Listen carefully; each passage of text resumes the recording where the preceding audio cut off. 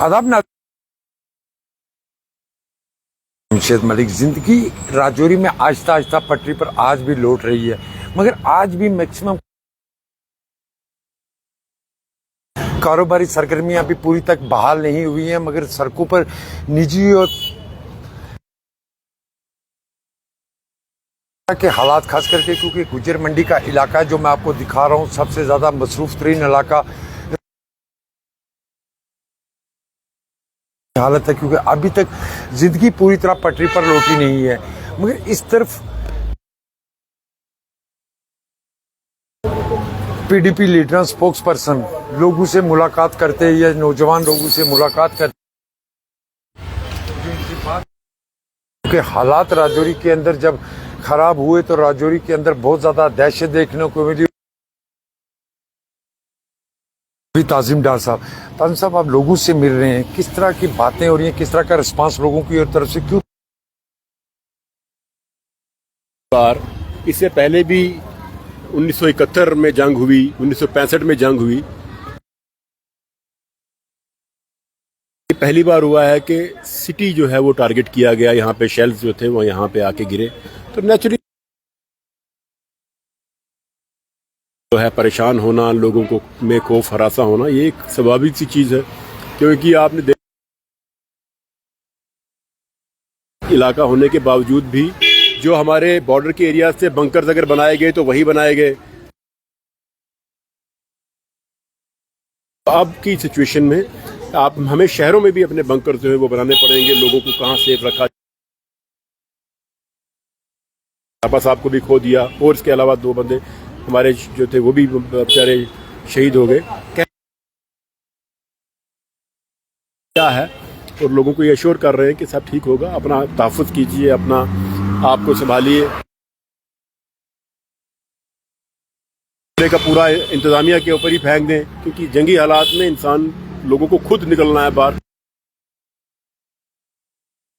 देखते हैं, अल्लाह करे कि बेहतर ही हो आगे आने वाले वक्त के हालात। इस तरह बिल्कुल आपने कहा, क्योंकि राजौरी टारगेट हुई और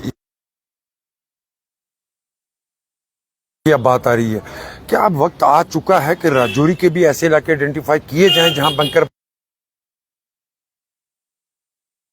कि अल्लाह ऐसी सिचुएशन ना लाए जहां पे दोनों मुल्क जो हैं आपस में जंग की सूरत हाल बने, ऐसी हो जाती है। उसके लिए हमें तैयारियां करनी होंगी। और ये जो बंकर्स हैं सिटी में, जो शहरों में या बने हैं, इस दौरान हम पूरी तरह से तैयारी हमारी थी नहीं। और आप गांव में चले जाएं, वहां पे रखा था, किसी ने माल के खाने का सामान रखा था। मकसद ये है कि इस माहौल में सारे के सारे बेकार साबित हुए, तो गवर्नमेंट को इस चीज के ऊपर गौर करना। मंडी में, जो नशहरा में, इन एरियाज में जो है कम्युनिटी बंकर्स की बहुत जरूरत है। और जो बनाए जो कहां पे वो बंकर्स आज तबाह हो रहे हैं, जो बनाए थे, गवर्नमेंट ऑफ इंडिया ने इतना पैसा खर्च किया है उसके ऊपर, वो भी देखे।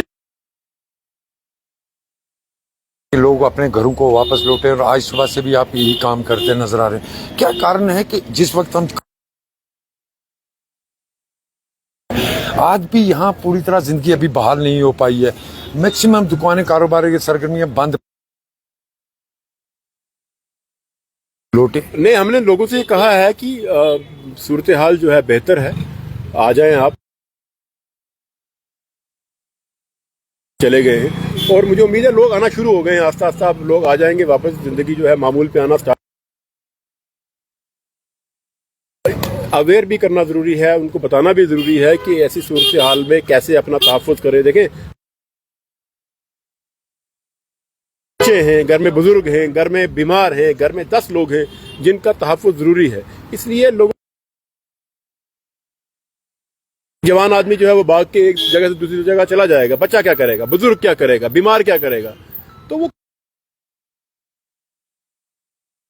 हो जाएंगे। और लोगों को वापस आना चाहिए और इकट्ठे होकर समाज को, तमाम लोगों को मिलकर। एक आखिरी सवाल आप, बेबुनियाद अफवाहें बहुत ज्यादा फैलाई, जिस तरह कल की भी अगर बात करें, कल कहीं पे कहा गया फौज की तरफ लगातार उमर या उससे पहले दिन की अगर बात करें, ये अफवाहें बहुत ज़्यादा हुई कि दोबारा शेलिंग का सिलसिला,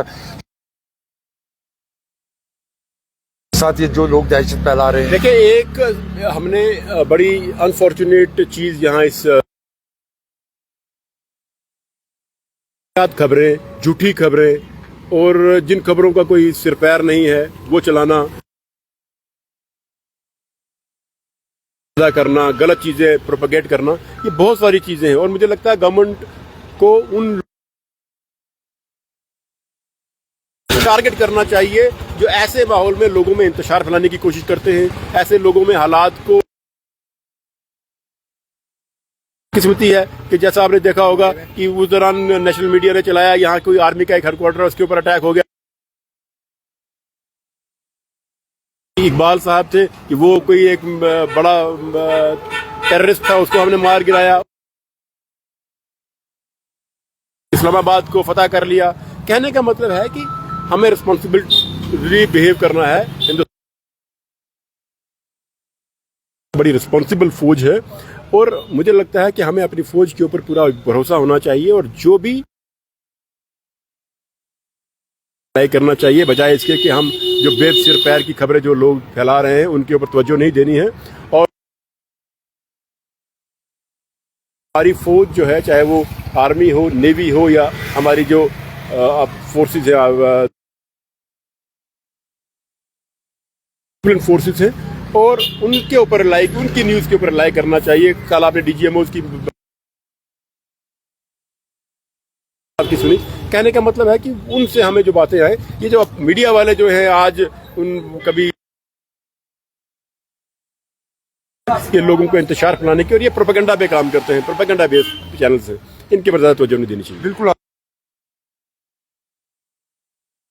जिस तरह मैं आपको बता रहा हूँ कि राजौरी के अंदर आज भी कारोबारी सरगर्मियां पूरी तरह बहाल नहीं हो पाई हैं। खबरें भी इस तरह की अफवाहें और ये लोगों के अंदर और दहशत डालती हैं और लोगों से भी रिक्वेस्ट की जा रही है। चीज जो इनकी तरफ से कही गई है, ताजिम की तरफ से, वो आपने सुनी होगी कि जहां लाइन ऑफ कंट्रोल के नजदीक बंकर बनाए गए बनाने की जरूरत है ताकि हालात दोबारा माजी में अगर कभी इस तरह कशीदा हो तो उन पर कंट्रोल किया जा सके, क्योंकि ये चीज़ें इस वक्त राजौरी के अंदर बहुत ज़्यादा दहशत लोगों के अंदर। ये पूरा इलाका मैं दिखाता हूँ, सबसे मसरूफ़ तरीन इलाका राजौरी का माना जाता है। गुजर मंडी राजौरी जो आज भी पूरी तरह अभी बहाल नहीं हो पाया, क्योंकि हालांकि सीज फायर के बाद लोगों में दहशत जरूर रखी है। मजीद ताज़ा अपडेट के लिए आप जुड़े हैं गुलिस्तान के फेसबुक लाइव पेज के साथ, मेरे साथी के साथ। मुझे दीजिए इजाज़त, अल्लाह हाफिज़।